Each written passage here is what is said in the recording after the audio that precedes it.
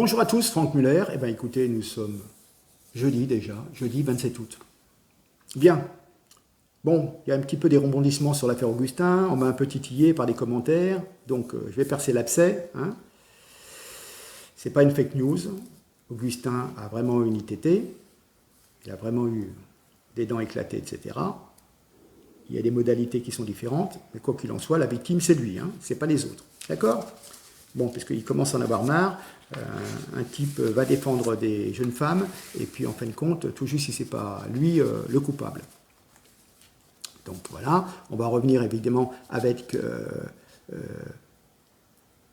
ces pseudo-incivilités, hein, franchement, l'inversion des valeurs, et les coupables se retrouvent innocents, et les innocents, les protecteurs, se retrouvent jugés comme s'ils étaient néfastes à la société parce qu'ils ont voulu protéger des jeunes filles. Bon, et puis je voudrais revenir aussi sur l'Action française, qui est un parti royaliste. Hein, on vous sort comme si c'était une calamité d'être adhérent à l'Action française, qui est un parti qui existe depuis 1898. Et puis alors là, je vais vous mettre une petite vidéo pour savoir ce qui se passe dans les quartiers à Grenoble. Vous allez voir des gars qui vendent de la drogue, gilets pare-balles, kalachnikov, masqués, cagoulés, etc. Voilà, un vrai film, hein, voilà, mais en plein cœur de nos cités. Donc c'est relativement lourd de conséquences, et puis on ne peut rien faire. On ne peut rien faire dans ces quartiers.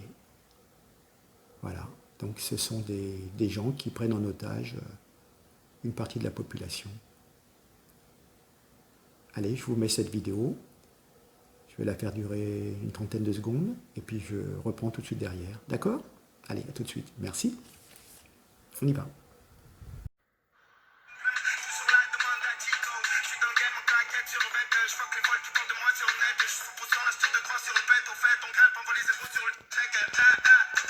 Alors sur ces deux vidéos qui ont été diffusées sur les réseaux sociaux, on voit des individus cagoulés, équipés de gilets pare-balles, et qui exhibent donc des armes de guerre sur un point de deal de la cité.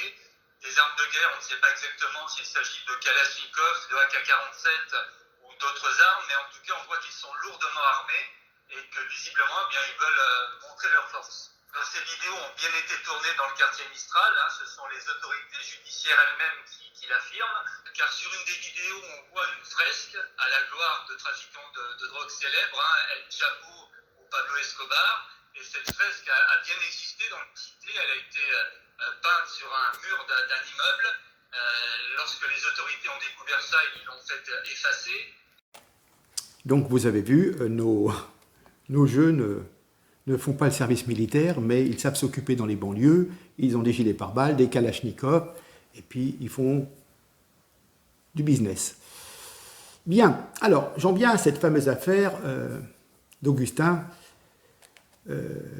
J'avais eu déjà un ou deux commentaires hier, et on me disait « Ah, gna gna, c'est pas vrai, c'est bidon, c'est du fake news, etc. » Non, ne vous inquiétez pas. Fake news, justement, l'improbable outil de fact-checking de Libération a encore frappé. On connaît le principe, un sujet fait la une de l'actualité, et ça agite les médias, les réseaux sociaux, et quelques heures après, eux, ils débarquent, ils disent « Ah, on siffle la fin de la récréation, on ose nous présenter ça comme une absolue neutralité. » Bien sûr, Libération n'a aucune coloration politique, hein, mais voyons, ils sont vraiment neutres, et puis en fin de compte, ils sont le détenteur de la vérité. Hein. Puis d'ailleurs, ils sont rémunérés par Facebook pour justement vous faire censurer quand c'est un petit peu trop patriotique. Hein. Voilà. Alors ils arrivent, ils pensent rétablir les faits avec un ton pédagogue et supérieur, comme un instituteur donne la solution d'énigme à des galopins, et ils décernent des cartons jaunes et des cartons rouges à gauche et à droite, enfin plutôt à droite bien sûr, et surtout à droite. Hein. La conséquence, c'est vous retrouver avec un signalement à Facebook, débouchant le plus souvent sur une censure. C'est bien la démocratie. Hein.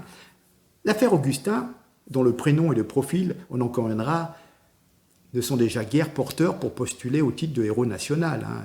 C'est vrai qu'il est blanc.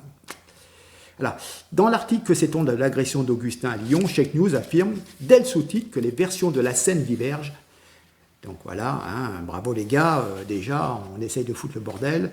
Voilà, l'argument, c'est partiellement faux. Ah oui, c'est l'arme fatale qui a permis d'invisibiliser sur Facebook, le professeur Raoult, parce qu'il y avait des choses qui étaient peut-être plus approximatives, mais on part d'un truc, ici à 5 ou 10% de faux, ça veut dire que tout est faux.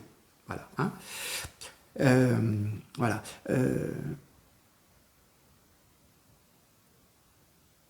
Comment vous dire enfin bon, c'est vraiment un parti pris. Hein, voilà. Le procédé donc est impérable. Il est indéniable qu'en bon français, un texte comportant une imprécision, une erreur même de détail, est partiellement faux. Mais en vertu du principe du verre à moitié vide, il est donc également partiellement vrai. Notamment, souvent, sur l'essentiel. Se tromper sur la couleur des chaussettes du voleur, son âge, son sexe, son origine, ou même dans l'obscurité sur le nombre de ses complices, remet-il en cause la réalité du cambriolage et justifie-t-il qu'on le qualifie de fake news? Vous voyez ce que je veux dire? Le fond est vrai. Après, il y a des modalités, il y a des détails, qui, quand, comment, etc. Mais il est bien avec 21 jours d'ITT. OK? Voilà. Donc, les personnes qui ont embêté les jeunes filles étaient lourds et insistants, mais ils ne les ont pas touchées. Ah bah oui, ils n'avaient pas commencé à les violer. Ah, d'accord. Implicitement, on comprend qu'Augustin serait intervenu, somme toute, pour pas grand-chose. Mais on nous a saoulés pendant des mois sur le harcèlement de rue. Donc ça commence qu'avec l'agression physique, hein, d'accord? Voilà, donc j'attends Marlène Schiappa qui va s'exprimer. Hein, voilà. Donc c'est moins crédible parce qu'il n'y aurait pas 5 agresseurs, voilà, hein, avec lesquels le ton est monté, mais un seul d'entre eux qui lui aurait donné un coup de poing par derrière. Mais enfin, un seul coup de poing, assez violent pour produire autant de dégâts, 21 jours d'ITT. Donc, Augustin a bien été sauvagement frappé pour avoir tenté de s'interposer entre des harceleurs et leur proie. Un acte de bravoure qui mériterait, à minima, d'être salué officiellement par nos féministes institutionnels. Rien, nada, pas un seul remerciement. Une insinuation dégueulasse relayée par plusieurs autres organes de presse comme Le Point, Le Huffington, tout cela relèverait presque de la mythomanie et du buzz politique. Ça serait beaucoup de bruit pour rien. Donc les femmes sont prévenues et les hommes le tiennent pour dire, oui, la prochaine fois que les unes se feront importuner dans le métro, les autres auront tout intérêt à détourner le regard et à continuer à lire l'équipe. Intervenir? Mais pour prendre des coups dans la gueule et après on vous dit que c'est pas ça, c'est pas faux, on vous reconnaît même pas comme victime. Rappelez-vous ce qu'on vous a dit hier, je crois. La droite et l'extrême droite ont protesté contre la violence de l'agression. Voilà par quelle formule les télés d'État tentent de déconsidérer ceux qui protestent contre la violence, laissant entendre qu'ils sont politisés, voire manipulés par des extrémistes. Cette formule tombe bien pour montrer en creux que la gauche est complètement inerte face à la barbarie. Comme dans les années 80, cette gauche continue de nous parler du sentiment d'insécurité, de l'effet miroir déformant des réseaux sociaux. Rassurons-nous, tout va bien. Mais l'affaire d'Augustin est incroyable. Un jeune qui intervient courageusement pour défendre 2 jeunes filles menacées par des voyous. Une raclure lui assène un violent coup de poing qui donne lieu à quand même quelques jours d'ITT. Alors certains disent 10 jours, d'autres disent 21, mais bref, voilà. Une certaine gauche, et BFM Lyon, lui crache dessus. Pensez donc, Augustin serait d'extrême droite de l'Action française, donc suspect. Donc suspect. Non mais je plaisante. Je ne savais pas qu'il était interdit d'être à l'Action française, mouvement royaliste créé en 1898. Mais ce n'est pas un mouvement néo-nazi. Il ne fait pas d'attentat.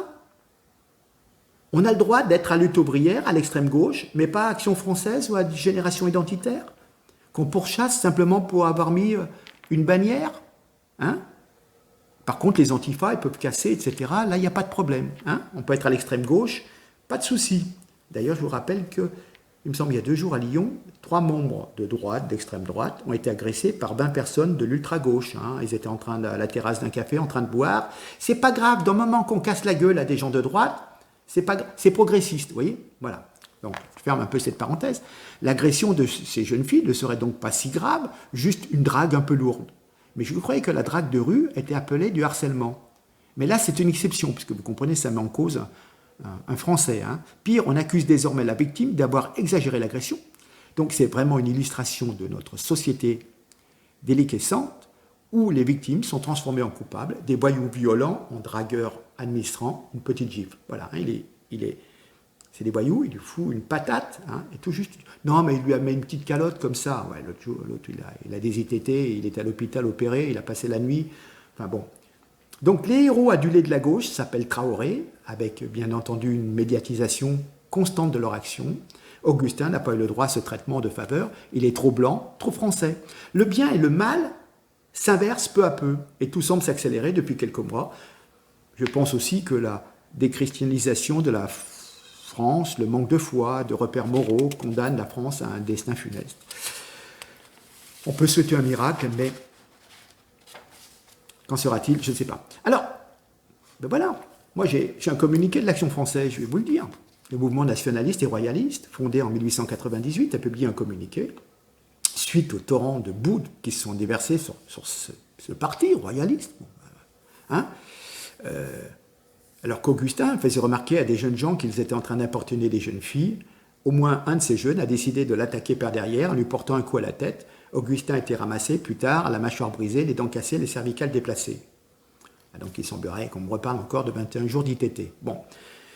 Comme Augustin est blanc, français et de droite, comme ses agresseurs sont maghrébins, comme les jeunes filles à première vue à qui il voulait venir en aide, sans attendre une hypothétique intervention d'une police de proximité tentant hypothétiquement de faire respecter les lois de Marlène Schiappa, parce que c'est sûr que si vous êtes importuné par des voyous, vous êtes une femme, vous pouvez toujours attendre l'aide de la police. Hein. Certains ont même mis en doute le fait qu'Augustin soit à l'hôpital. D'autres lui disent que c'est pas bien, qu'il n'a pas le droit d'intervenir. Et puis d'autres considèrent que frapper un militant de droite est en soi une bonne chose. Voilà. Hein. Donc, comment dire, il est légitime dans la France de 2020 pour une partie des militants de la presse de gauche de s'indigner que les amis, la famille d'Augustin, c'est donc la fachosphère, hein, évidemment, parce qu'ils sont de droite, hein, ce n'est pas normal qu'ils soient émus par le fait que leur enfant, Augustin, se soit fait violemment tabasser par des voyous. Il est légitime dans la France de M. Macron, qui appelle incivilité des meurtres, de considérer qu'un militant de droite n'est bon qu'à se faire casser la gueule, surtout quand il joue civilement les cavaliers servants auprès de jeunes filles dont le sort est de moins en moins enviable si l'on en croit les études et les faits divers. Il est légitime, dans la France rêvée de M. Macron, que le vivre ensemble se traduise par une violence omniprésente et d'abord une violence politique faite à tous ceux dont on refuse de considérer les souffrances. Vous souffrez, vous êtes de droite, vous pouvez courir. Hein. Donc, on peut rappeler quand même que l'agression du jeune Augustin a fait l'objet d'une campagne scandaleuse sur les réseaux sociaux où les accusations de récupération politique ont eu davantage d'écho que l'agression en elle-même. Certains, comme le journaliste spécialisé dans l'extrême droite Pierre Plotu, ont carrément insinué qu'il ne s'agissait que d'un prétexte de buzz. Voilà. Mais Augustin, oui, il est encore vivant. Adrien Pérez à Grenoble, Marin à Lyon et Ange ne sont pas des influenceurs en quête de buzz. Hein. Ils sont morts, blessés, parfois victimes de laxisme et de la racaille. Comme Ange, vous vous retrouvez avec 17 coups de couteau. C'est pour faire le buzz qu'il s'est ramassé 17 coups de couteau. On est victime de mots dont on a parfois l'impression qu'il est devenu plus criminel de nommer ce mal de l'ensauvagement. C'est plus criminel de le dénommer plutôt que de le commettre. Alors il faut dénoncer ces violences qui a tendance à se banaliser dans notre pays. D'abord parce qu'en tant que parents, on est inquiet pour l'avenir de nos enfants, de nos petits-enfants. Et il est urgent d'agir. Rappelez-vous l'histoire, Marin, lui aussi lyonnais. Le 12 novembre 2016, à Lyon, un couple s'embrasse dans la rue, un jeune homme âgé de 17 ans les agresse. Marin, qui a 20 ans à l'époque, voit la scène et intervient. L'agresseur le poursuit, lui assène des coups de béquille, le laisse pour mort. Il est devenu le symbole d'une jeunesse courageuse. Hein, c'était pas du buzz, hein.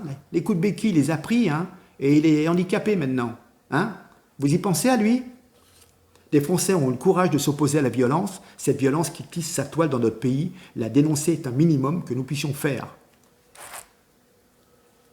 Plusieurs experts tentent de vous montrer que les chiffres ne changent pas, qu'il n'y a pas une hausse significative de la violence, c'est toujours été pareil. Non, l'ensauvagement de notre société est une réalité.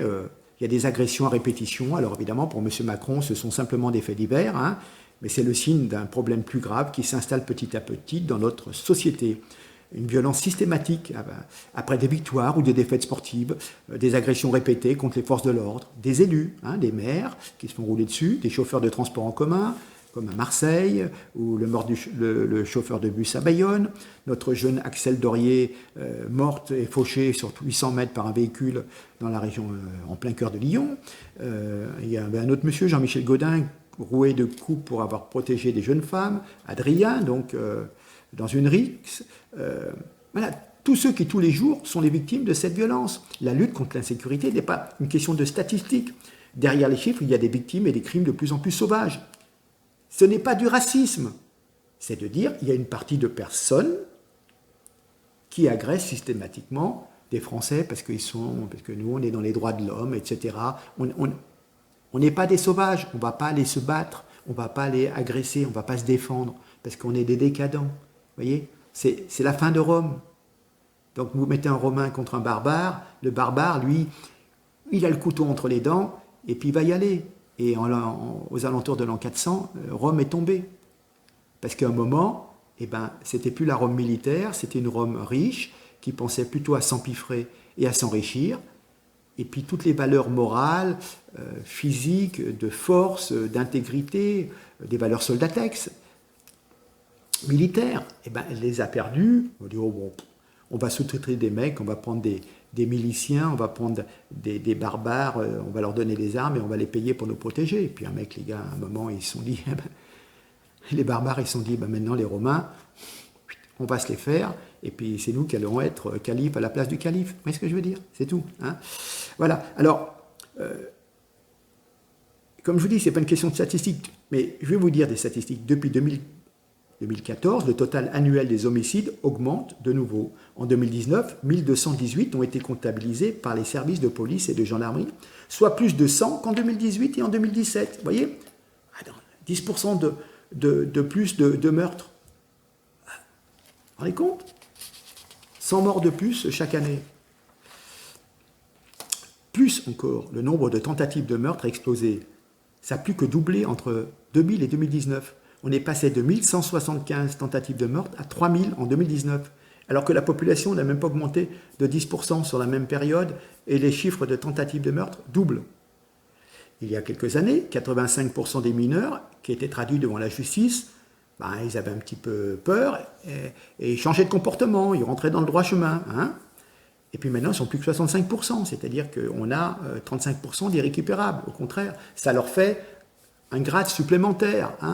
J'ai été au trou, j'ai été inculpé, j'ai vu le juge, je lui ai dit « va te faire voir ». Ouais.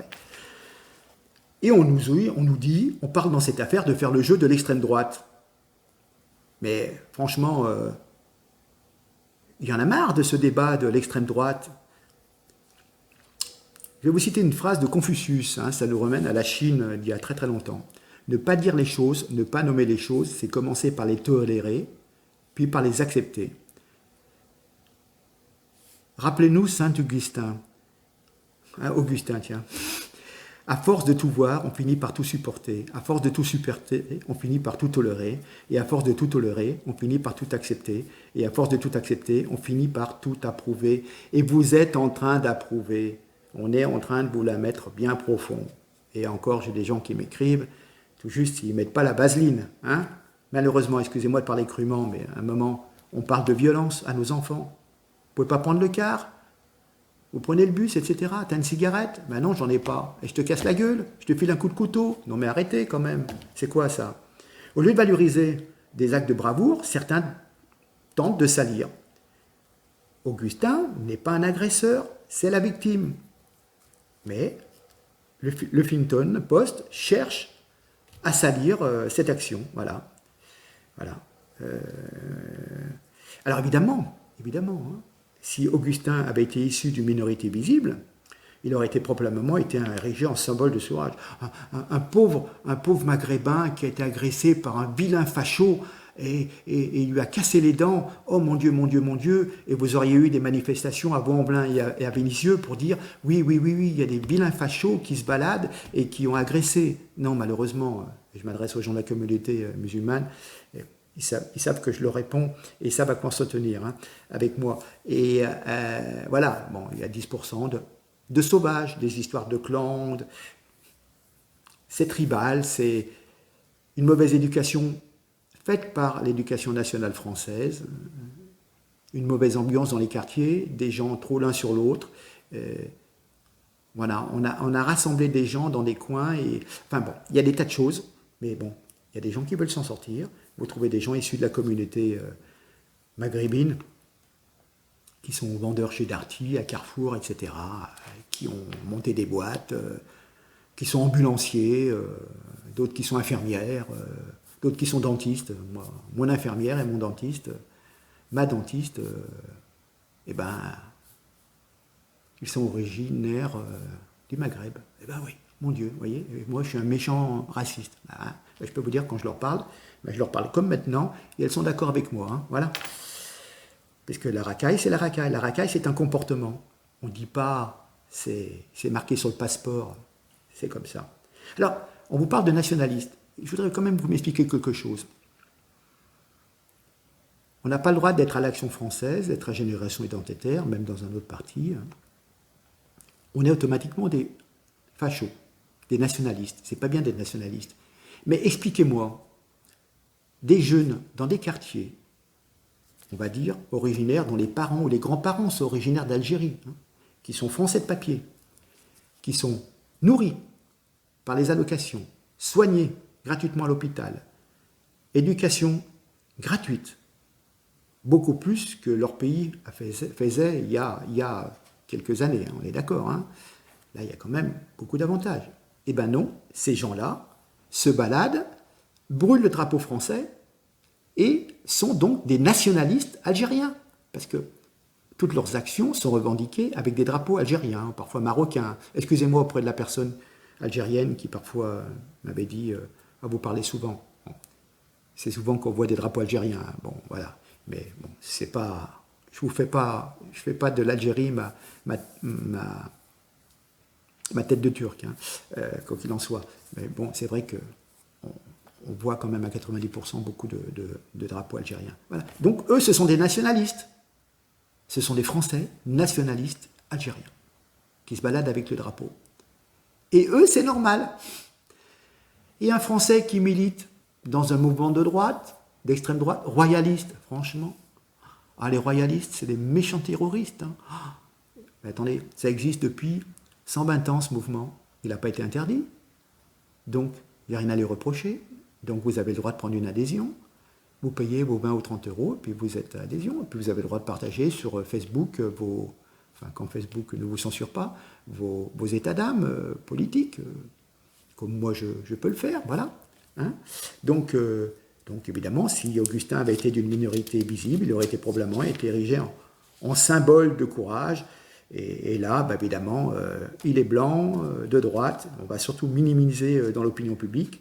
Des fois que ça donnerait d'autres idées à d'autres blancs de se défendre, tout de suite on va leur dire ne cherchez pas à vous défendre, ne faites pas le chevalier Bayard, car de toute façon la presse va vous tomber sur la gueule pour peu que vous vous battiez avec une personne d'une origine orientale. De toute façon, c'est vous qui avez tort et c'est cette personne qui est un pauvre immigré persécuté. J'ai tort? C'est comme ça. Après, j'en veux pas, moi, à la population. Je regarde des faits, l'interprétation des médias. Qui fait quoi? Qui est agressé? Qui est blessé? Qui va à l'hôpital? C'est tout. Quel que soit l'agresseur, la réponse, doit être proportionnée à l'agression. Vous prenez de parole avec une personne, mais vous n'avez pas le droit de lui casser la gueule. Si on vous attaque, vous vous défendez, c'est une chose.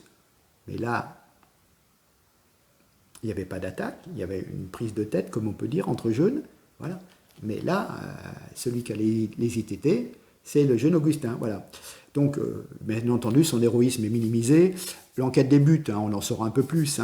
Mais rappelez-vous combien de temps il a fallu pour que Marin obtienne la Légion d'honneur. Mais il y en a marre de raisonner en termes de couleur de peau, de race, c'est faire le jeu des séparatistes. Moi, je ne raisonne pas en termes de couleur, d'appartenance politique. C'est quelque part la négation de l'individu. Il y a des Français, de souche, des Français de papier, qui ont choisi de vivre en France, donc qui doivent se conformer à une réglementation. On ne règle pas ses comptes dans la rue en tabassant un mec. Qu'on soit 5 contre 1 ou 1 contre 1, on est des gens civilisés, on n'est pas des bêtes sauvages. Voilà. Donc vivre en France, c'est accepter qu'on ne vient pas casser la gueule à un mec. Voilà.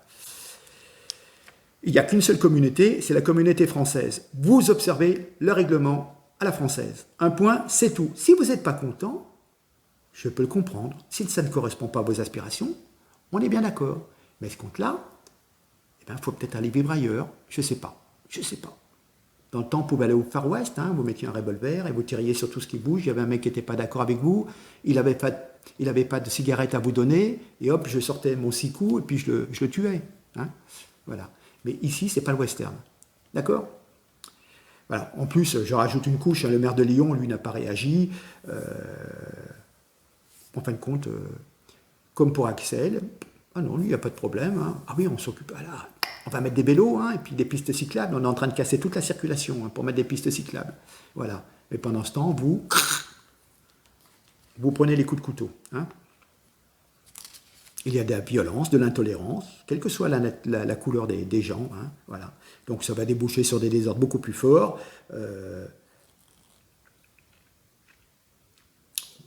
Certains les perçoivent comme des faits divers.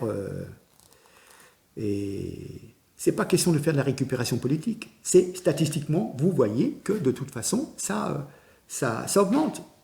Voilà. Bientôt, c'est tous les jours. Tous les jours, c'est des coups de couteau. Voilà. J'avais notamment vu un truc, un serveur, il a dit à un client afghan, monsieur, il rentre dans le restaurant, vous n'avez pas de masque, il faut mettre un masque, c'est obligatoire. L'autre, il lui a foutu un coup de couteau. Tiens, monsieur, mettez un masque, et hop, tu te fais planter. Enfin, bon. Alors, je vais terminer par une petite bêtise, un truc. On va supprimer l'appellation Les 10 petits nègres, le fameux roman d'Agatha Christie. Et donc, oui, parce que, vous comprenez, c'est nègre, c'est avilissant, etc. Bon, pour moi, c'est un mot du dictionnaire, mais bon. Alors, moi, je propose qu'on supprime, qu'on fasse très attention aux mots qu'utilise le blanc. Faut arrêter de dire blanc comme neige. Faut arrêter de dire on va donner son blanc-seing. On va arrêter de dire c'est blanc-bleu. On va arrêter de dire un chèque en blanc. On ne va plus passer son bac blanc. On ne va plus blanchir. On ne va pas faire une marche blanche. C'est nauséabond, c'est vraiment discriminatoire en faveur des blancs. Comment ça Non. Comment ? La lessive, elle l'a plus blanc que blanc ? Ah non. On va boire du blanc de blanc ? Du vin blanc ? Ah, le petit vin blanc qu'on boit bien frais sous les tonnelles ? Ah non, on va dire du vin pâle, pâle de pâle, petit pâle, un teint trop pâle dénotant un état de santé dégradé, donc négatif. Mais c'est politiquement positif. Vous me suivez ? Non, moi non plus.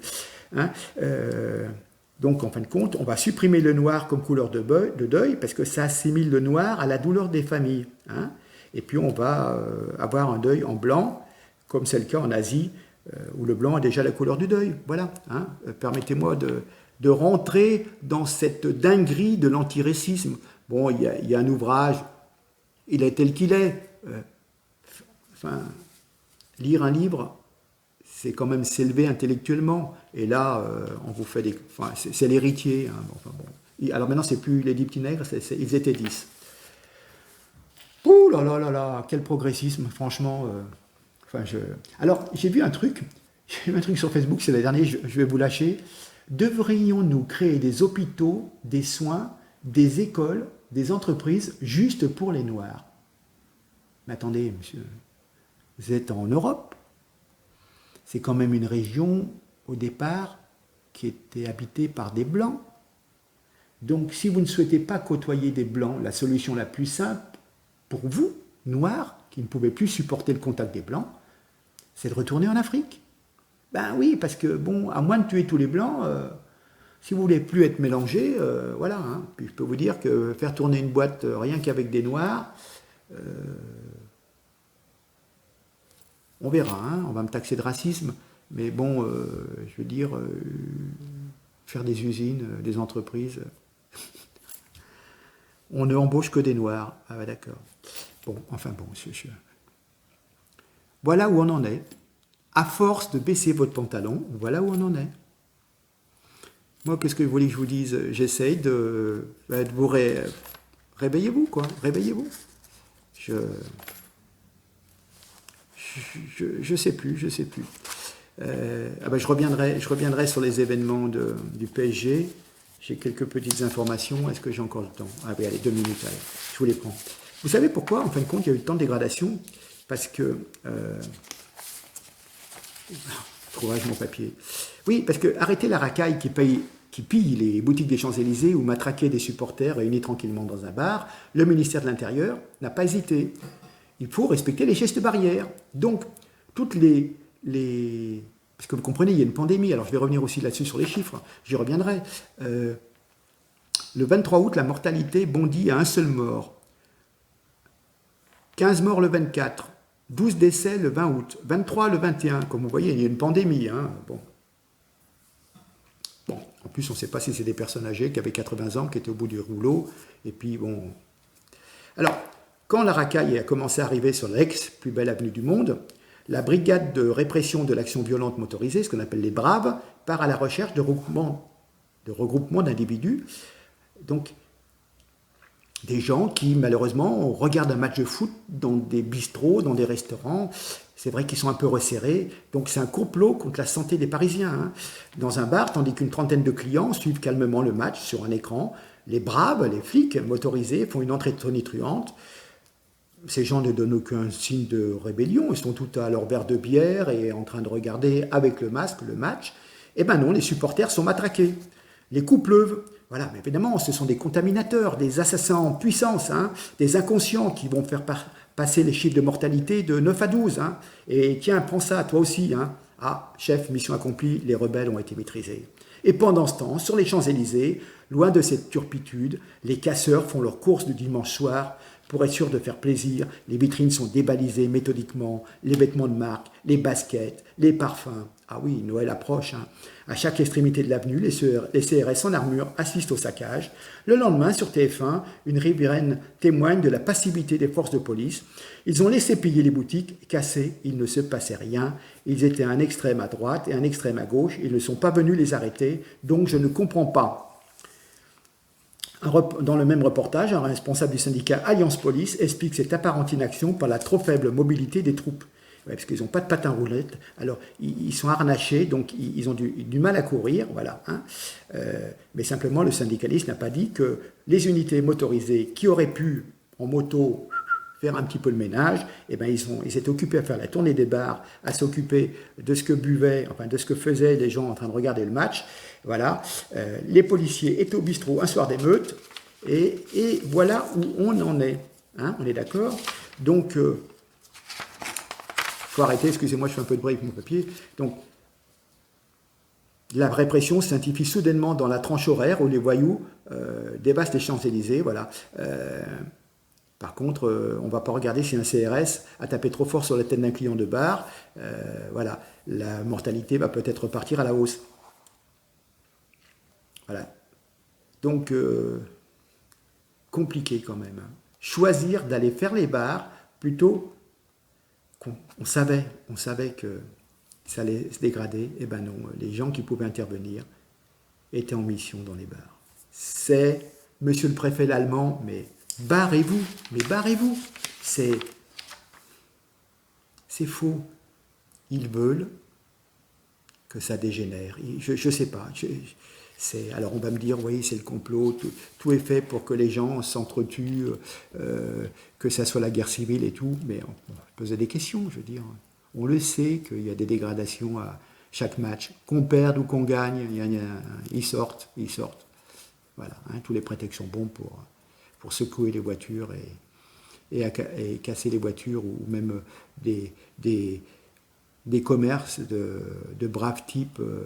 On envoyait monsieur Ali qui revenait, qui pensait rouvrir son petit restaurant, et puis ben voilà, on lui a tout cassé. Ben voilà. Donc ce sont des gens sans foi ni loi, et je le dis, ce n'est pas une question de race. Mais évidemment, les images montrent que c'est quand même des gens qui sont issus d'une... Voilà. Mais c'est tout. Moi, je m'adresse, c'est simplement une question de racaille, de comportement. Voilà. Donc, je ne pense pas qu'un honorable père de famille, qu'il soit ivoirien, malien, algérien, éthiopien, approuve ce comportement. Quelque part, ils essayent d'élever leur famille du mieux qu'ils peuvent. Ils ne disent pas à leurs enfants, allez casser des voitures, allez détruire le bien d'autrui. C'est pas bien, dans toutes les religions. Eh bien non. Donc, il y a des délinquants, il y a des gens qui sont 30 fois, 40 fois, 50 fois, qui sont repêchés par la police, et puis ils sont toujours là à faire les cacous. Hein. Donc, voilà. Je vous rappelle les jeunes que vous avez vus tout à l'heure en gilet pare-balles et avec les kalachnikovs. Hein. Voilà. Hein. Alors, quand vous prendrez une balle perdue, vous serez content, hein, et vous me direz, vivons ensemble. Sur ce, je vous laisse. Je suis chaud ce soir. Hein. Bon, non, mais il y en a marre, vous voyez, je veux dire, bon, c'est vraiment 2 poids 2 mesures. Bon, écoutez, je vous laisse partager. Hein. C'est la révolution. J'en peux plus. Merci en tous les cas, merci de votre attention, merci pour tous les messages que j'ai jusqu'au Japon et tout. Malheureusement, je ne peux pas répondre à tout le monde. Je n'ai pas assez de temps entre ma page Facebook et tout le reste, j'en peux plus. Voilà. En tous les cas, merci.